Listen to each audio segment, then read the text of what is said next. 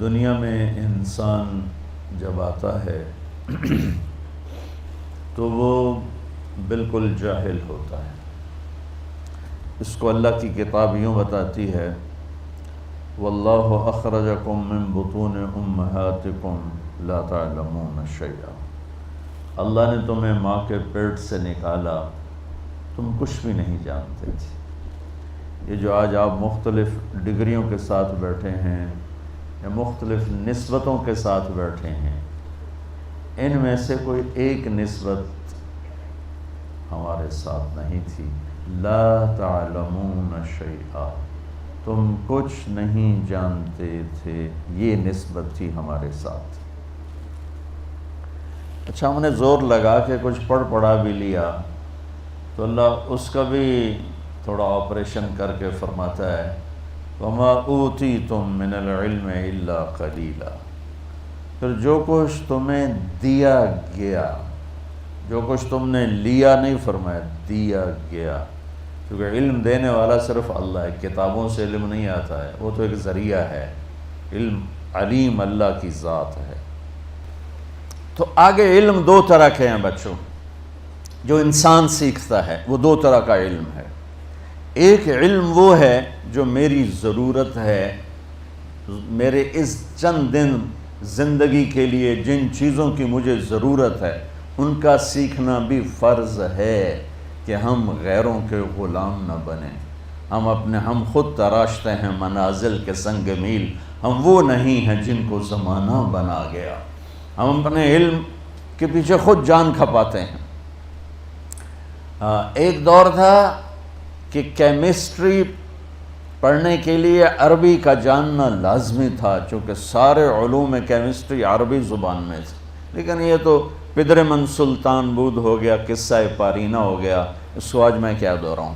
اب ایک علم ہے ضروریات زندگی کا، ایک علم ہے مقصد زندگی کا، ان دونوں کو بیلنس کر کے چلنا ہے۔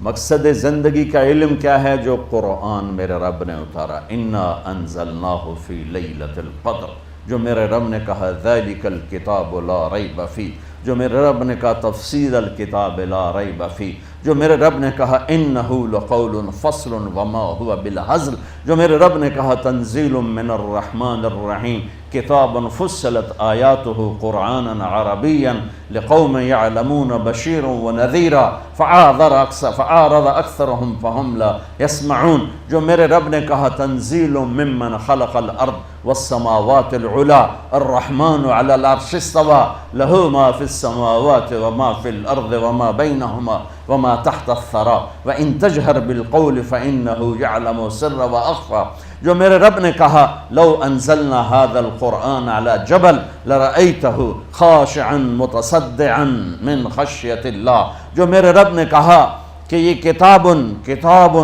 تقشعر منه جلود الذین یخشون ربهم ثم تلین قلوبهم وجلودهم الى ذکر اللہ، جو میرے رب نے کہا اذا تلیت علیہم آیاتہ زادتہم ایمانا۔ میں کتنی آیات آپ کے سامنے پڑھوں کہ میرے رب نے قرآن کی عزت اور عظمت کو کس طرح بیان کیا ہے۔ تو آگے علم دو حصوں میں ہے، دونوں کا بچوں سیکھنا ضروری ہے۔ مقصد کا علم بھی آتا ہو اور ضروریات کا علم بھی آتا ہو، کسی ایک سے ہم بے نیاز نہیں ہو سکتے۔ ضروریات زندگی کے علم میں جانور انسان برابر ہیں۔ جانور کو اپنی غذا کا پتہ ہے، جانور کو اپنے پرہیز کا پتہ ہے، جانور کو اپنے دشمن کا پتہ ہے، جانور کو اپنے دوست کا پتہ ہے۔ اس علم میں ہم ان کے ساتھ شریک ہیں، برابر کے شریک ہیں۔ جو مقصد زندگی کا علم ہے وہ انسان کا امتیاز ہے کہ وہ اللہ کو پہچانے، وہ نبیوں کو پہچانے، وہ آخرت کو پہچانے۔ تمہارے جیسے چند بچے کشتی کی سیر میں چڑھ گئے تو وہ ملا سے پوچھنے لگے، چاچا تمہیں کیمسٹری آتی ہے؟ اس نے کہا پتر میں تو نہ ہی آج سنے ہیں۔ انہوں نے کہا تیری ادھی زندگی گئی۔ دوسرے نے کہا چاچا تجھے فزکس آتی ہے؟ کہا پتر میں تو آج ہی نہ سنے ہیں۔ کہا تیری ادھی زندگی گئی۔ تیسرے نے پوچھا چاچا تجھے سوشیالوجی آتی ہے؟ کہا بیٹا میں تو آج ہی نہ سنے ہیں۔ تیری ادھی زندگی گئی، اتنے میں موج اٹھی۔ تو ملا نے پوچھا پترو تیرنا بھی سکھیا ہے؟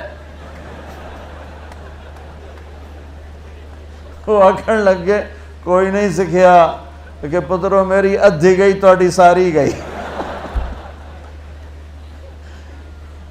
تو میرے عزیزو، اگر آپ میرے نبی کا اتارا لایا ہوا علم نہیں سیکھو گے تو تمہاری ساری گئی۔ اس علم کا جاننا بھی ضروری ہے، اس علم کی تحقیق ریسرچ بھی ضروری ہے، لیکن یہ ہمیں حیوانیت سے اوپر نہیں لے جاتا، ہم اور جانور اس میں برابر ہو جاتے۔